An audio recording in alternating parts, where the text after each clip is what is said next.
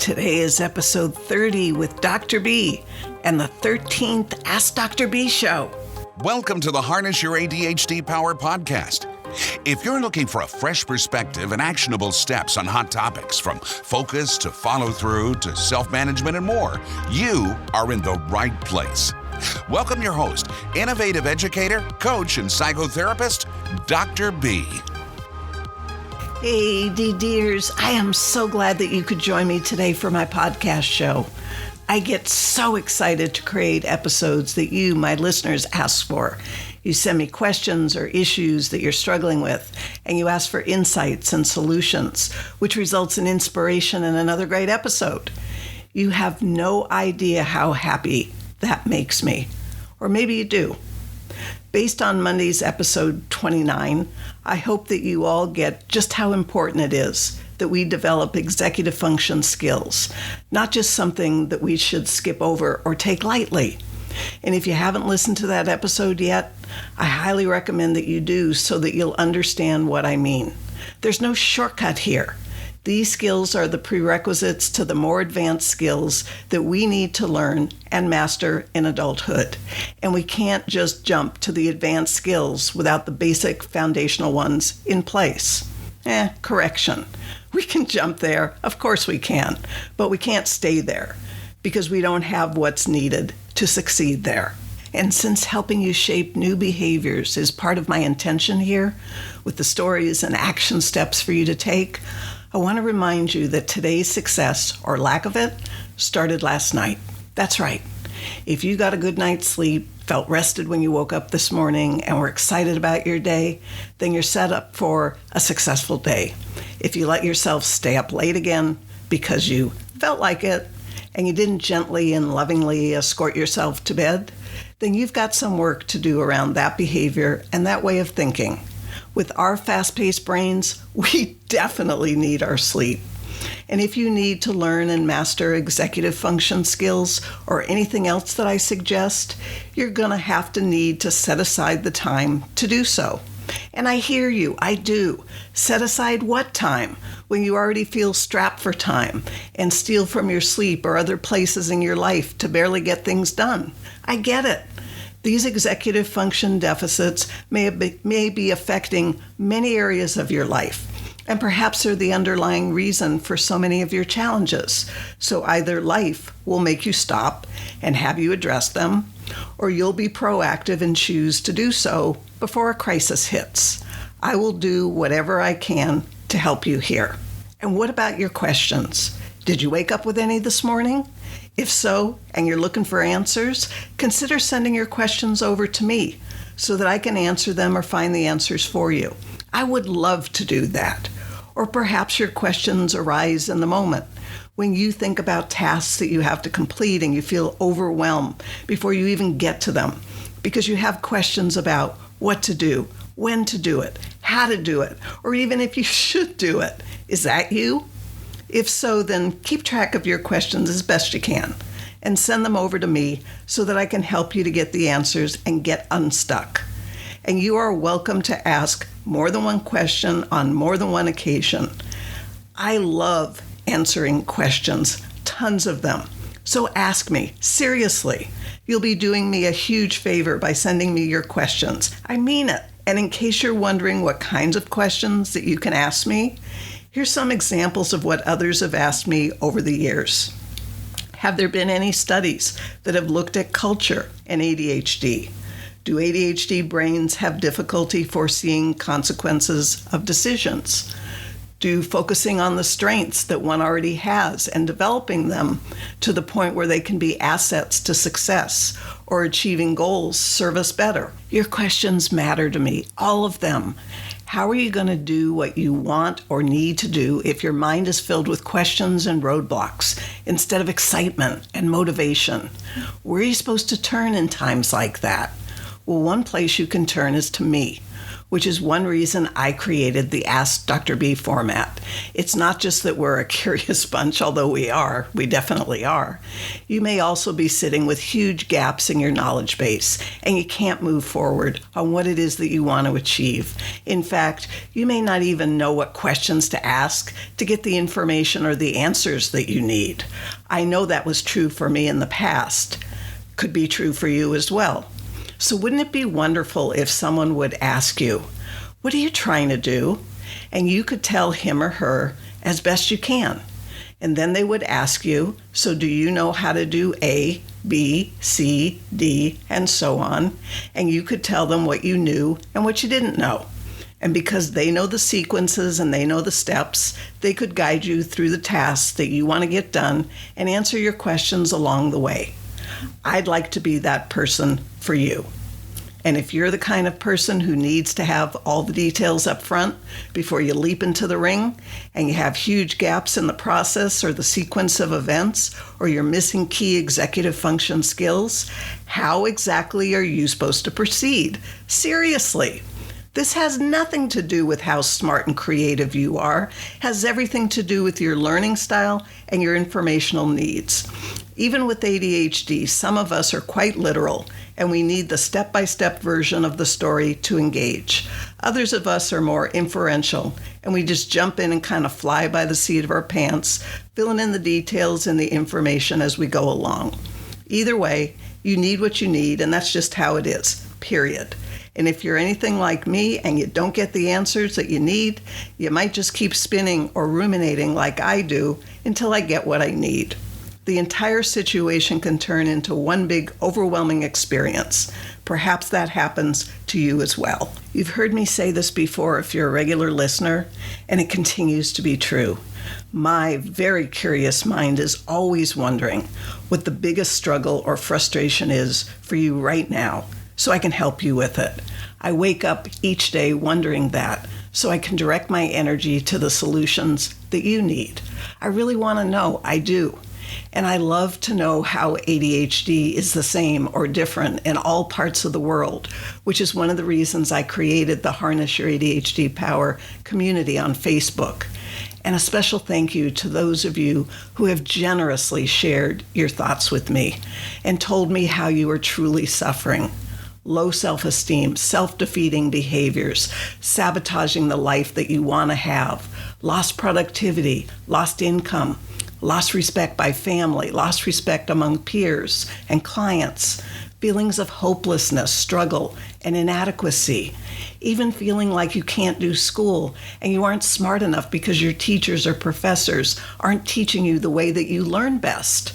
That's a lot of suffering. The thought of millions of adults with ADHD all over the world suffering every day with these challenges is a painful thought to me, especially when I have answers and solutions that could potentially ease your pain. I made it even easier to get your questions over to me.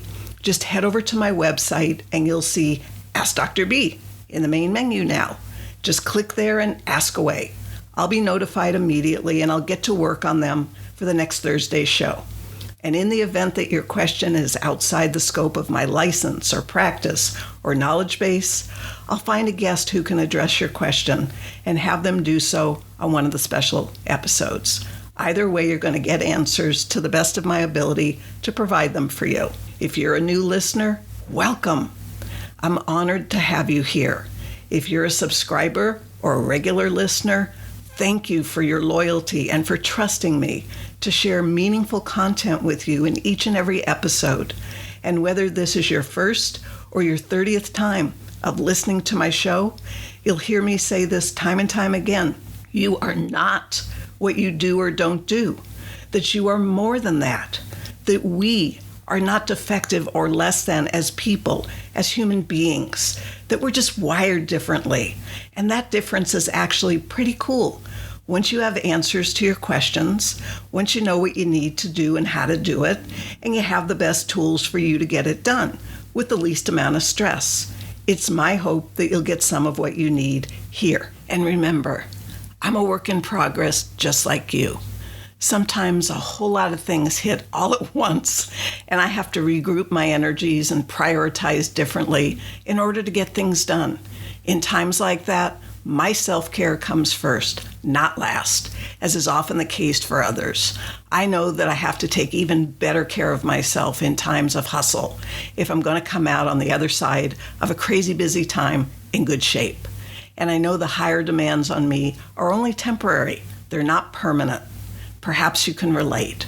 I know that my energy and speed of doing things is variable, and it depends on many different factors. Sometimes I'm the tortoise, and I move slower, but I'm consistent. At other times, I'm the hare, and I sprint to where I want to go. Point being, I've learned a lot about myself over the years because I've been willing to be a student of my own life, to step into the situations that present themselves and learn how to navigate what I find. This doesn't mean that I've liked everything that I've encountered, far from it. Rather, that I've accepted what is and I work with it. This has meant learning how to quiet my challenges or insecurities, and there have been plenty, and making the most of my gifts, certainly more than I ever knew was possible for me. And once I understood myself and I got the information I needed, and I trust that you'll be able to do the same thing for yourself once you get what you need. Shifting gears here. I absolutely continue to love my world map with the little flags marking all the countries and states where you all are listening. It is so cool. I want to acknowledge and welcome new listeners again in Malaysia, India, Dominican Republic, Brazil, Jersey, Romania, Mexico, Kenya, Hong Kong, Denmark, Saudi Arabia, Belgium, Japan, Sweden, Norway, Sri Lanka, Singapore, Croatia, Germany, Hungary, Netherlands, Australia, Philippines, Ireland, South Africa, United Kingdom, Canada, and just about every state in the U.S. It's very exciting to know that we are not alone at all with these concerns. I am not much of a world traveler. I'm not. However, it's exciting to know that my voice can travel to all of you, no matter where you are on this planet of ours, that no matter where you're located, you're listening and relating to the challenges and the stories and the solutions. So thank you all for listening. I trust that you'll benefit from at least one episode of this podcast show, hopefully more, but at least one. Knowing you're there listening and reading your reviews and your emails makes me want to give even more of myself to meet your needs via this podcast show, live videos, innovative programs, the Facebook community group, and in many other ways. You are a blessing to me, and your presence in my life is beyond anything I'd ever imagined. Speaking of the Facebook community group, it's called the Harness Your ADHD Power Community, and I created it for us to be able to relate as a community. After seeing that you all are listening from so many different parts of the world, I thought it would be a wonderful thing for us to be able to come together from many diverse spaces and freely communicate and discuss focus and follow-through, self-management, and other relevant topics. I even created a quick little poll so that you could let me know what episodes you've been listening to and which ones you've enjoyed the most. Plus, just a few house rules for the highest good of the group space. Being mindful of your posts and your comments. Don't spam, which includes self-promotion.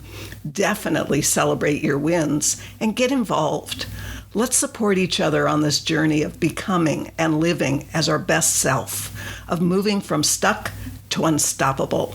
I would love to get to know you all. I would. So please friend me on Facebook and then come and join the community. Again, it's the Harness Your ADHD Power Community on Facebook. Before I get to today's questions and answers, I have a question for you. And you've heard it before if you're a regular listener. It's about your state of mind and your wins. I can't emphasize this enough, and I'm going to continue to ask you about your wins and encourage you to acknowledge and celebrate them every day. I have this quote, the author's unknown, that has inspired me for years. Set a goal so big that you can't achieve it until you grow into the person who can. Seriously, It helps me to track myself and check in with myself day by day and determine whether or not I am moving in the direction of becoming the person who can achieve that big goal. It keeps me from wandering off into other directions, and it keeps me true to my path. What about you? Do you have a goal that is so big that you can't achieve it until you grow into the person who can? If so, then grow you must. You may not have all the information or skills yet to fully embrace and achieve that big goal. However, it's a matter of needing to learn some things, which you can do. It's about becoming the person who can. One of the reasons that I encourage you to really look for your wins and then acknowledge and celebrate all of them is because every win that you celebrate on the road to that big goal will serve to encourage you, lift your spirits, create a can-do mindset, and lead you to more and more wins. Plus, tracking them will show you the path of your growth, which is a wonderful thing to see. So back to wins. I talk a lot about wins. Why? Because cultivating and having a winning mindset, a wins mindset, can transform how you experience your life. And how you experience your life and the meaning that you give to life events contributes to the quality of your life and how you feel about you. So have you been taking the time to look for your wins? Really look for them. Acknowledge them, celebrate them, share them with others who appreciate what a big deal it is for you, and they celebrate with you. Are you doing this every day? I sure hope so, because there's truly magic in all of this. So what do I mean by wins? Well, they're those little things that happen every day, those good things, positive things in the bigger picture of your life, and yet they go unnoticed, unacknowledged, and definitely uncelebrated by you. It's sad when that happens. It takes shifting your mindset, which is your attitude or your outlook, and it's totally worth it. Please do not be the person who continues to tell yourself that it's pointless to reward yourself for what you're supposed to do, that these things are just the thankless tasks of life. Ouch! That couldn't be further from the truth. Those are the very things that deserve and need to be celebrated, so it becomes easier to do them consistently and more enjoyably each and every time. So what's it going to be for you today? If you discovered what's been holding you back all these years and you're ready to resolve it, that's a win. Perhaps you signed up for a class for the fall that you've wanted to take for years. That's a win. Maybe you've changed your diet this month because you wanted to experience what it's like to eat healthier and how you might feel better. That's a win. Maybe you joined our community group on Facebook. That's a win. And if you introduced yourself or you reached out to me with your questions there, that's definitely a win. You get the point. Celebrate all of them. And none of this half-hearted celebrating. Mean it. Exaggerate your emotions. Yes, wow, awesome. And certainly celebrate the big wins too.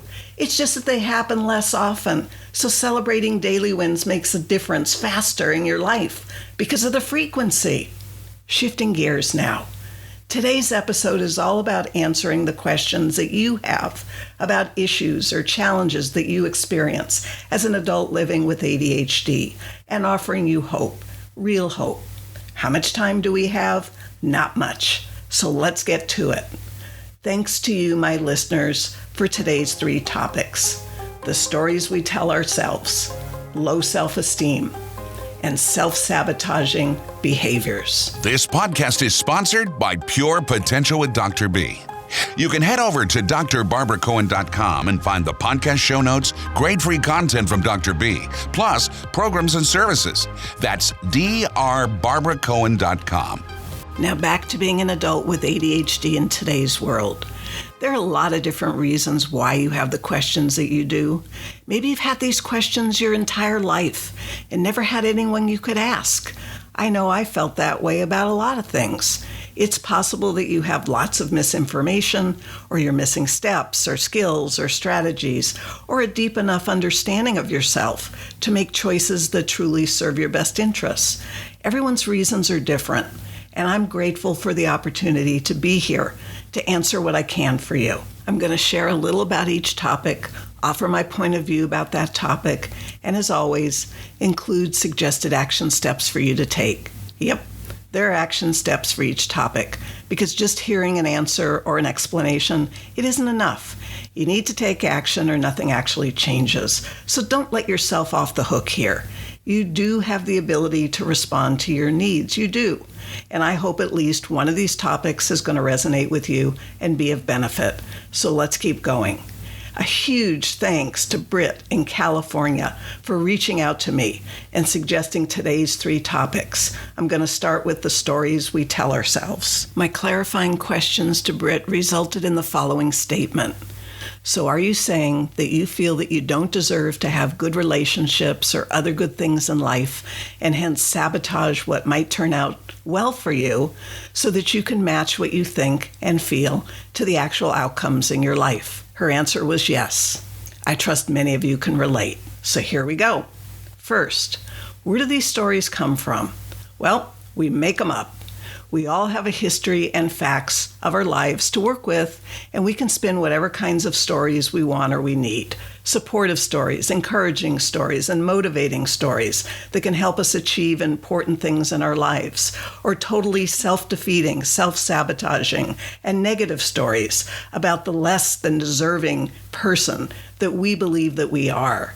And these shut us down and stop us in our tracks. And mind you, we are using the same history or facts and giving a different meaning to the events and the actions that we took or we didn't, as well as filtering out facts and being selective with each and every story that we spin so that it conveys what we're thinking and feeling about ourselves. Remember, you are the meaning maker of your life and the stories that you create. Second, why do we believe these stories? I feel we believe these stories because we believe what we think and feel as if it's the truth. Often there's no proof for the stories or perspective that we take, yet we believe the stories nonetheless. Many adults I work with believe that whatever their mind generates must be true because it's what they think or feel, instead of understanding that feelings just are, and they are in large part the result of what we think and the meaning that we give to those thoughts. One of the great things to know about the mind and how it works is that whatever we wholeheartedly conceive and believe, we will achieve. And so if we're focused on negative stories about ourselves and we believe them, we will achieve them because we have to prove that our thinking is correct. We have to make the stories come true, which means that we have to make the choices that are in line with the stories that we tell ourselves so that the outcome matches what we believe. It's an interesting way to think about this. Your mind is indifferent to what it spins out and what you give it to work with. There's no judgment going on inside your mind that says, this isn't really good for me to be thinking about. In fact, it's a really damaging way to think about myself. Instead, it's given the ingredients or the ideas or thoughts, and it spins out story after story in the theme that you've directed it to take. And poison is poison, whether it's your best friend that gives it to you or your worst enemy. Things just are what they are. So if you give your mind poison to work with, then it will poison you. Another important piece of information about the mind is that what you focus on grows. So if you focus on defects or mistakes or negative things about yourself, or even others for that matter, they grow and they take over front and center in terms of your mind. If you focus on negatives, you'll see more negatives. If you focus on positives, you're going to see more positives. That's one of the reasons I keep reminding you to really look for your wins, to really look for and celebrate all of the little things that are right about you, good about you, instead of focusing on what's not the way that you want it to be yet. When you shift your focus to becoming the person you want to become one day at a time, then you're focused on doing those things that are supporting you becoming that person. If you focus on all the ways in which you're not that person today, and you keep yourself focused there, then you're going to continue to ruminate on the negative and generate more of the same. So remember, what you focus on grows.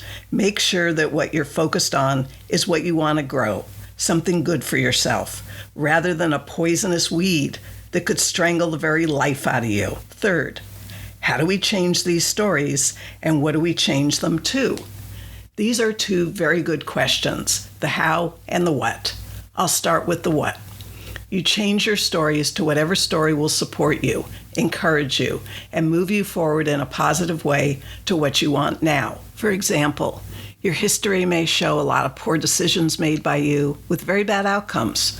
The first place I go with this is, did you intentionally make bad decisions and know they were bad decisions when you made them?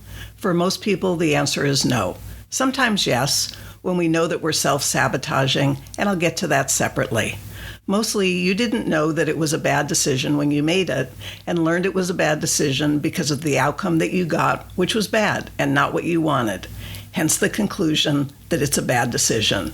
For the how, you take the facts that you're working with and you consider all the alternative meanings that you could give to those same facts other than the meanings that you've given them that are negative and self-defeating.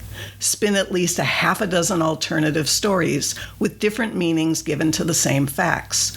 Try on each story. See how it makes you feel. Hopeful, understood, relieved, and be aware of what you want to feel about yourself as a result of the stories that you tell yourself. This is very important. And if you think that what I'm saying is for you to lie to yourself and make up a story that just isn't true, that's not what I'm saying at all. In fact, the stories that you've made up are just as much a lie as the ones that I'm suggesting that you make up. Why? Because it's all made up anyway. Last piece here on this topic is to realize that executive function deficits can impact your ability to do all of what I'm suggesting, and that you might need to take care of some executive function skills first in order to be able to successfully address and transform your negative stories into positive and supportive ones. Examples of skills you'll need for this work are what I've mentioned in a previous episode. Impulse control, the ability to think before you act and not jump to the negative conclusions and meanings over and over again. Emotional regulation, the ability to monitor and control your emotional reactions and not have a meltdown about how you feel about yourself. Shifting, the ability to switch from one thought to another or adjust your thinking when meanings change. Initiating, the ability to start a task, to actually begin to generate new stories from the facts that you have. Planning, the ability to think through the steps toward a goal, which translates to think through what kinds of meanings and stories would be of the greatest benefit to you and plan to generate them. Organizing, the ability to keep things in a logical order relating to organizing your thinking so it takes you to the logical conclusion that you're seeking. Working memory, the ability to keep one piece of information in mind while doing something else, meaning that you can hold the facts in mind while generating each new meaning for your stories.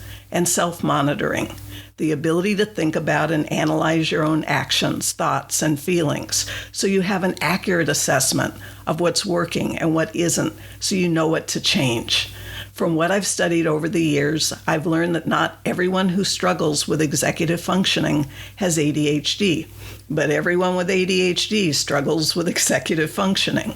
In fact, I think it's the executive functioning that becomes an even bigger challenge as we get older, because when you're younger, your parents are typically acting as your surrogate CEO.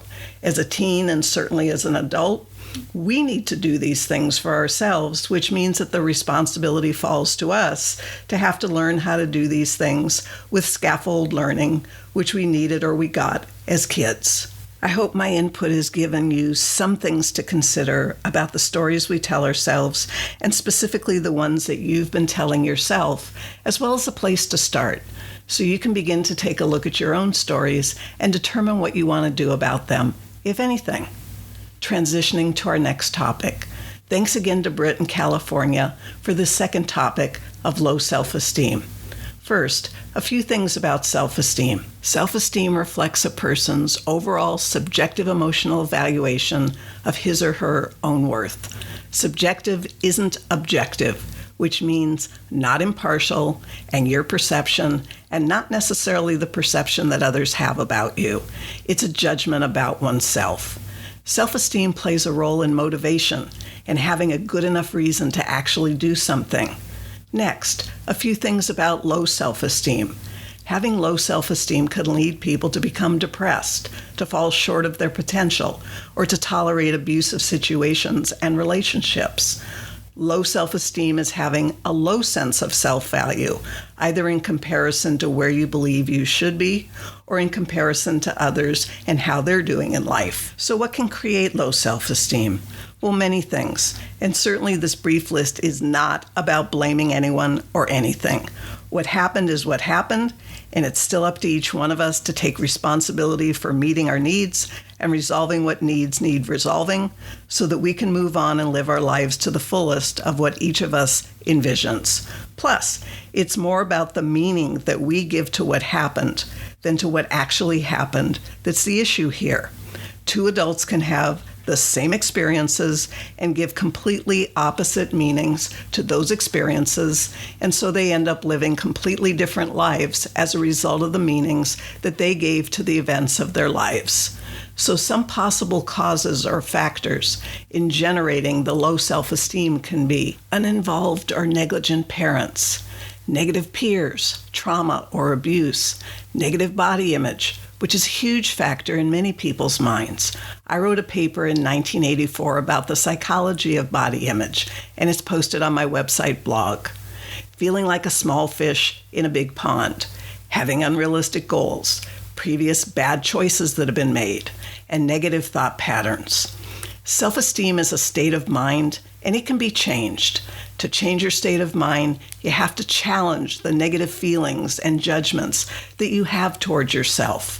I made up this game years ago that I play with myself and with others based on the 1991 movie Defending Your Life, as well as the 10 years or so that I worked in law firms while I was attending university. The gist of the game is that I have to defend the stories that I've made up about myself and show just cause for their validity. I also have to show just cause for low self-esteem. This is fairly easy because I say in all of my episodes, to me, self-esteem or personal value is about the human being, not the human doing. If I base my self-esteem or value on my being and not my doing, then I'm in good shape and I have high value as a constant. If I base it on my doing, then it fluctuates, just like the numbers on the scale when I weigh in. And if I give away the power, my power, to the numbers on the scale or to what I did or didn't do or how well I did or didn't do, then my state of self-esteem would be in a constant state of flux. And that doesn't work well for me. Typically doesn't work well for anyone that I've ever worked with. So I've found that an anchor to keep my self-esteem high as a constant is this, which allows me to move forward without self-judgment and all of the other stuff. I highly recommend you take to heart my thinking about using yourself as a human being for your self-esteem instead of your human doing. Just a thought. There are 4 quotes about self-esteem that support what I'm sharing with you today, and I hope one of them touches you as they do me. First, from Mary Dunbar. We are each gifted in a unique and important way. It is our privilege and our adventure to discover our own special light. Second, from Joseph Campbell. The privilege of a lifetime is being who you are. Third, from Ralph Waldo Emerson. Most of the shadows of this life are caused by standing in one's own sunshine. And fourth, from Nathaniel Branden. The higher our self-esteem, the stronger the drive to express ourselves, reflecting the sense of richness within. The lower our self-esteem, the more urgent the need to prove ourselves or to forget ourselves by living mechanically and unconsciously. I hope my input is giving you some things to consider about your own self-esteem and how you can shift from low to high self-esteem by shifting your focus from human doing to human being as the focus of where your self-esteem really comes from. Transitioning to our next topic. Thanks again to Britt in California for this topic of self-defeating behaviors and how to change those self-defeating behaviors when they're so ingrained. This is a huge challenge many adults face. I'll cover some of the behaviors and solutions today. A few examples of behaviors. Knowing that you need to exercise to feel good for your ADHD and other reasons, and purposefully not doing it. Knowing that you've made plans with a friend to meet.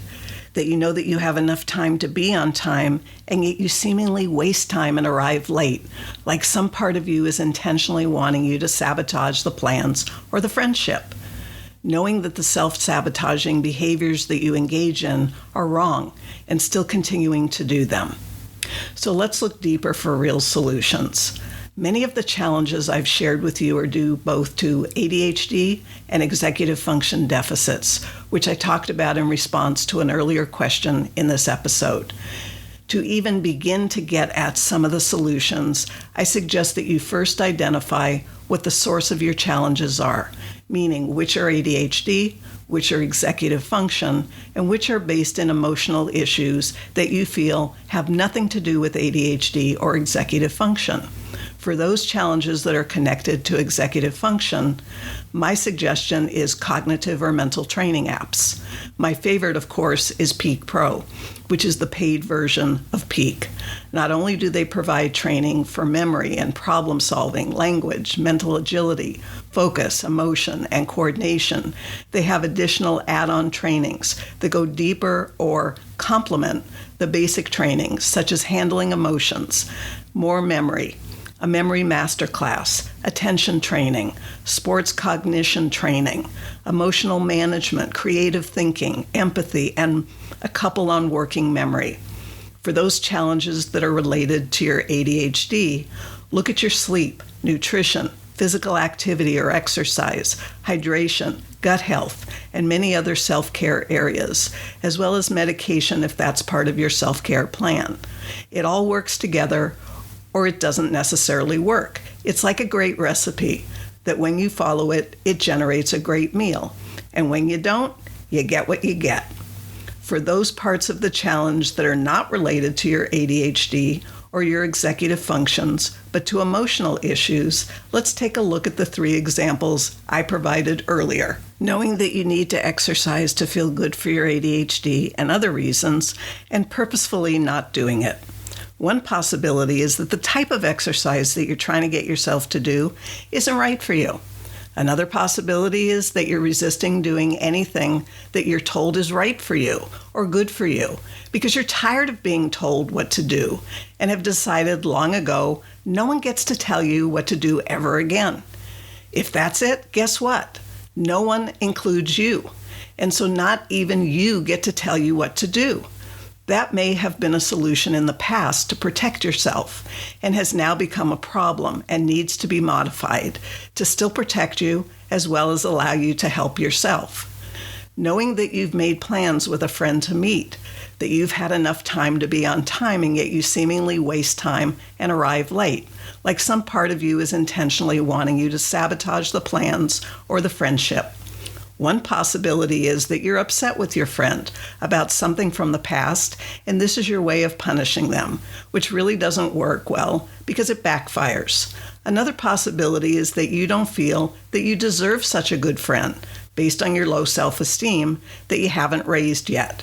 And so you have to take actions that will get your friend upset or angry at you and perhaps end the friendship so that you can prove to yourself that you are a bad person and didn't deserve such a great friend in the first place. You actually created the outcome based on the false belief that was based on your low self-esteem, that you had to create that situation to play out as it did. There were no other options for you given your beliefs and stories about yourself. Knowing that the self-sabotage behaviors you engage in are wrong and still continuing to do them. One possibility is tied again to your low self-esteem and that you have to continue to engage in them because they are right for whom you falsely believe that you are and wrong for who you truly are.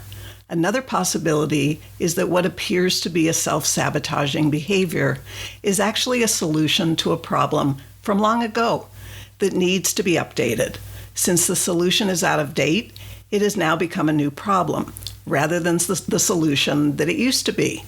This is where, in my personal work, I like to dig in and find out how the behavior is serving me, what its purpose is at a much deeper level, other ways that it can serve its purpose, and a possible promotion to a new role or purpose in my life is in order.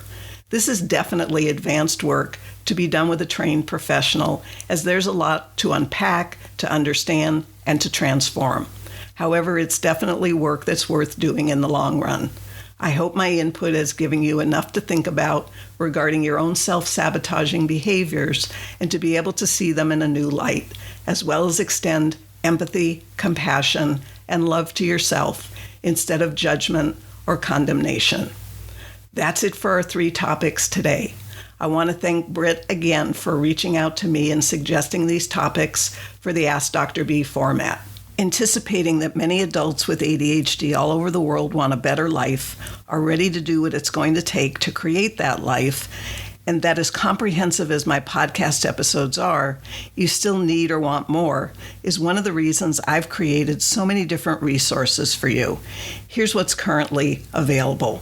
This podcast show, Harness Your ADHD Power, which currently releases 2 episodes per week on Mondays and Thursdays. The Harness Your ADHD Power community on Facebook. With listeners in many parts of the world, I created a space where we can all come together to exchange ideas, talk about challenges, and get answers as well. Please friend me on Facebook and then come and join our community with other like-minded adults making this journey. Live videos on my Facebook page, Adventures in Achievement, because many of you enjoy watching videos as well as listening to podcasts. So 3 times a week on Mondays and Wednesdays and Fridays, I go live and I answer questions in an Ask Dr. B format. A free video and ebook about getting your ADHD needs met from mental health professionals. A free tips ebook on decision making, since life's filled with making decisions, and Adventures in Achievement, my innovative online coaching and educational program.